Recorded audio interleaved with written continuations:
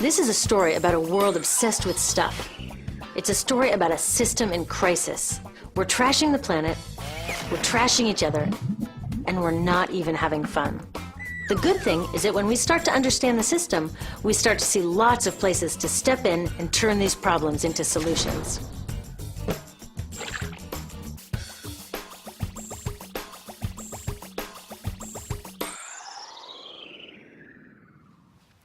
One of the problems with trying to use less stuff is that sometimes we feel like we really need it.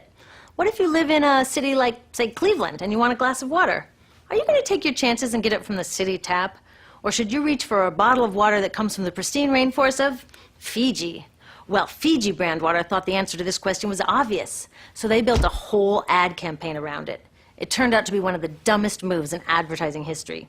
You see, the city of Cleveland didn't like being the butt of Fiji's jokes, so they did some tests, and guess what?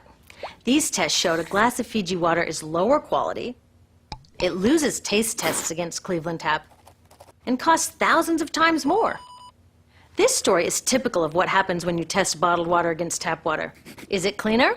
Sometimes, sometimes not. In many ways, bottled water is less regulated than tap. Is it tastier? In taste tests across the country, people consistently choose tap over bottled water. These bottled water companies say they're just meeting consumer demand. But who would demand a less sustainable, less tasty, way more expensive product, especially one you can get for almost free in your kitchen? Bottled water costs about 2,000 times more than tap water. Can you imagine paying 2,000 times the price of anything else? How about a $10,000 sandwich? Yet people in the US buy more than 500 million bottles of water every week. That is enough to circle the globe more than 5 times. How did this come to be? Well, it all goes back to how our materials economy works, and one of its key drivers, which is known as manufactured demand. If companies want to keep growing, they have to keep selling more and more stuff. In the 1970s, giant soft drink companies got worried as they saw their growth projections starting to level off. There's only so much soda a person can drink. Plus, it wouldn't be long before people began realizing soda is not that healthy and turned back to, gasp, drinking tap water. Well, the companies found their next big idea in a silly designer product that most people laughed off as a passing yuppie fad. Water is free, people said back then. What will they sell us next? Air? So how do you get people to buy this fringe product? Simple. You manufacture demand. How do you do that? Well, imagine you're in charge of a bottled water company. Since people aren't lining up to trade their hard-earned money for your unnecessary product, you make them feel scared and insecure if they don't have it. And that's exactly what the bottled water industry did. One of their first marketing tactics was to scare people about tap water with ads like Fiji's Cleveland campaign. When we're done, one top water executive said, tap water will be relegated to showers and washing dishes. Next, you hide the reality of your product behind images of pure fantasy. Have you ever noticed how bottled water tries to seduce us with pictures of mountain streams and pristine nature? But guess where 1/3 of all bottled water in the US actually comes from? The tap. Pepsi's Aquafina and Coke's Dasani are 2 of the many brands that are really filtered tap water. But the pristine nature lie goes much deeper. In a recent full-page ad, Nestle said, bottled water is the most environmentally responsible consumer product in the world. What? They are trashing the environment all along the product's life cycle. Exactly how is that environmentally responsible? The problems start here with extraction and production, where oil is used to make water bottles. Each year, making the plastic water bottles used in the US takes enough oil and energy to fuel 1 million cars.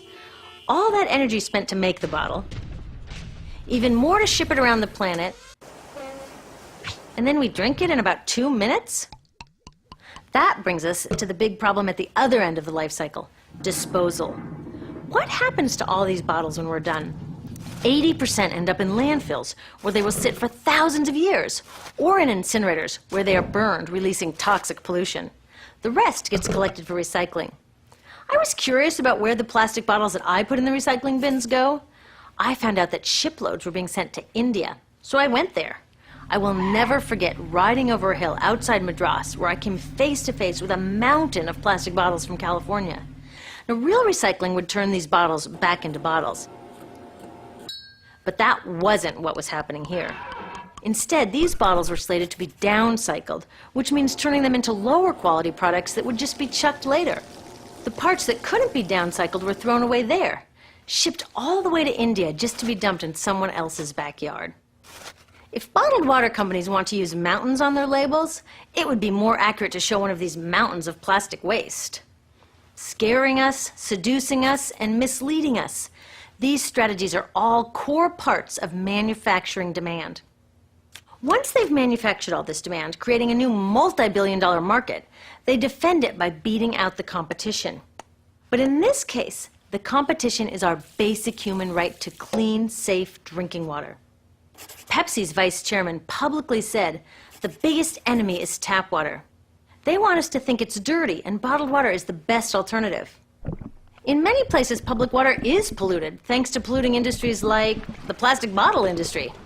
And these bottled water guys are all too happy to offer their expensive solutions, which keep us hooked on their products. It is time we took back the tap. That starts with making a personal commitment to not buy or drink bottled water unless the water in your community is truly unhealthy. Yes, it takes a bit of foresight to grab a reusable bottle on the way out, but I think we can handle it. Then take the next step.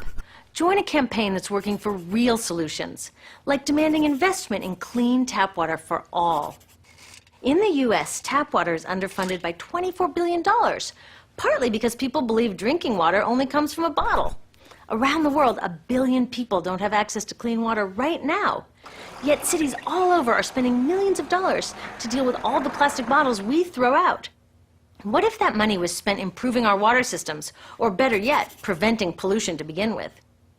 There are many more things we can do to solve this problem. Lobby your city officials to bring back drinking fountains. Work to ban the purchase of bottled water by your school, your organization, or entire city. This is a huge opportunity for millions of people to wake up and protect our wallets, our health, and the planet.